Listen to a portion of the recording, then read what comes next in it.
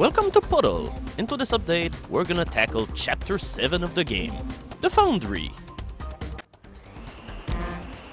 That space capsule is honking for you to get out of the way! Why are you so slow already? Okay. So anyway, this level is the first and only time in the entire game where you'll control something that isn't water. Instead, you have to make this space capsule bounce all over the place. You can make the capsule bounce off a whole lot more whenever you rub it against these tires, because these are made from the most surrealistic kind of rubber you've ever seen. Now, you might think that you need to use the electromagnet in order to get your capsule up there, but it isn't the case. If you do so, it'll be permanently stuck up there and you will lose the level. Instead, we're gonna have to use this rising bridge contraption in order for us to get there. And by the way, to move this electromagnet around, you tilt the screen. Simple as that.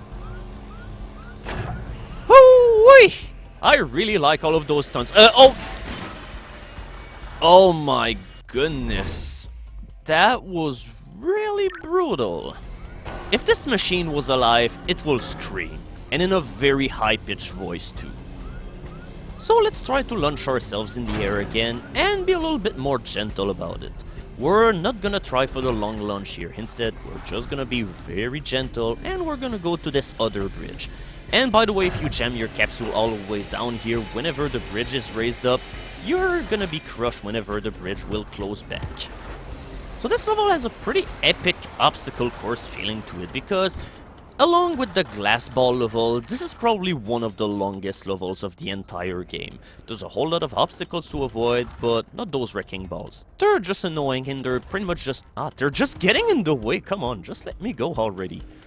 But essentially they're just a slight annoyance. You're just bumping in them a few times and eventually you'll trudge through. Brute force is the way to go in this game. Unfortunately, there are parts where the level design kinda slow down to a crawl because of these sections. And funny story, into this one level, if your capsule comes to a complete halt, the level will end. But while I was waiting for this bridge to launch me upward, the game decided that I was stuck and therefore put an end to the level, and therefore I had to restart all of it again. I was not very amused, shall I say. But here we go. We've successfully guided our capsule without any kind of harm to the end of this junkyard adventure. And with that, we can pat ourselves in the back for having done our mission.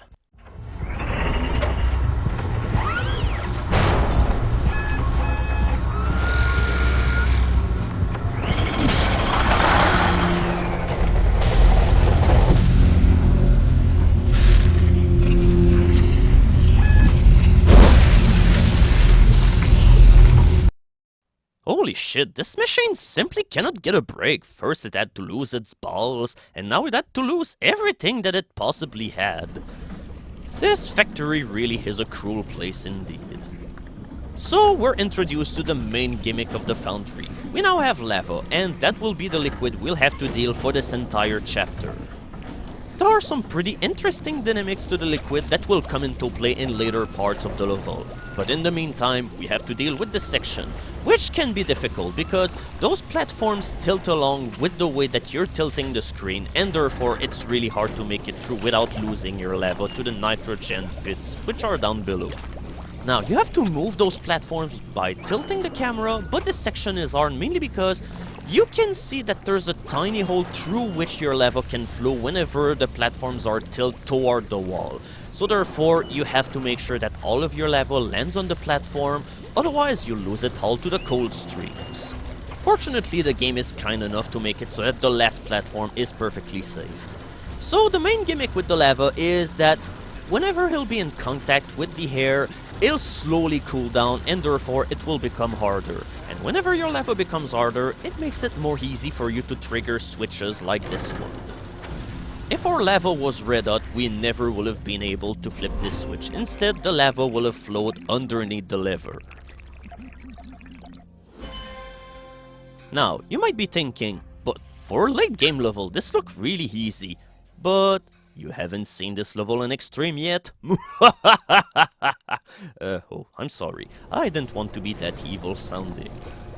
In the beginning of level 3, you have to rush, because that will allow you to get right to point B pretty much at instant speed. Uh-oh, a warning sign. We better slow down, but where's the brakes on this thing? Yeah, there are no brakes. Unfortunately, this one part is completely trial and error. You have to guess that there's a cold stream waiting for you down here, because otherwise, you're simply gonna die. There is no way to avoid this section at all the first time you'll play. In order to make it through the cold streams, you need to let your lava cool down. And in order to do so, you just wait here. This lever here is activated by your camera, and whenever your lava starts to harden, it will become much harder to move it around. And this way, you'll be able to make it through without losing all of your liquid. But you must not wait too long, because if your lava becomes too solid, then it will become pretty much impossible to make it move around, and at a certain point, your liquid will just sizzle out of existence. Fortunately, fire sources are plentiful in order to allow you to make your lava red hot again. This is another section where you need to harden your lava, but yeah, it turns out I didn't have enough of it in order to trigger the lever properly. This section can be pretty devilish indeed. And then you finally have to deal with this moving platform, but you just have to take a good swing, and here we go, we're down to the exit. But I really think we could do a whole lot better than that. Yeah, I mean, in the other level, I gold medaled it without any kind of problem, but here I had a whole lot of problems. So let's try it again by having a little bit more liquid.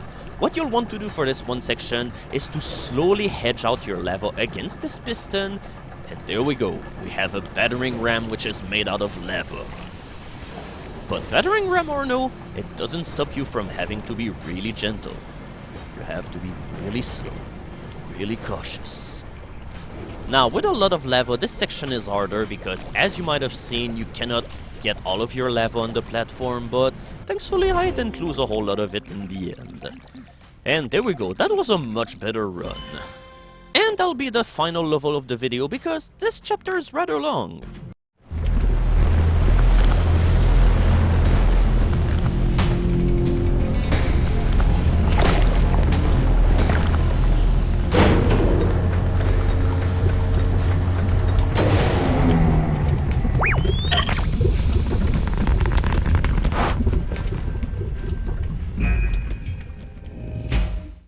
So now we have an underground factory in the underground factory.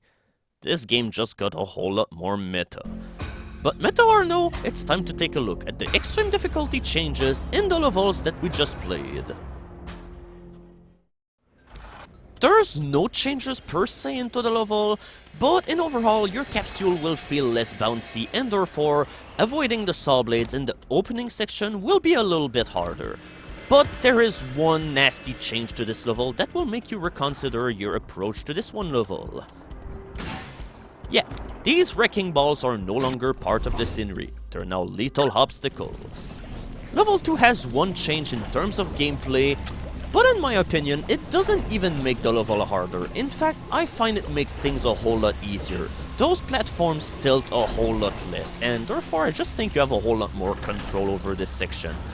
But in order to see the real change of this level, you have to play the level until the end, in order to see your graph. It's pretty much just like the last level of Chapter 6. The requirements for gold medals have become quite more obscene.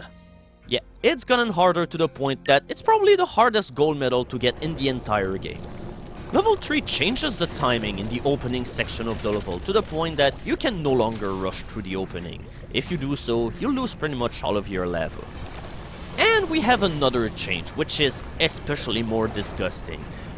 You now have to deal with 2 moving platforms in this part, and it's really hard to get the timing right.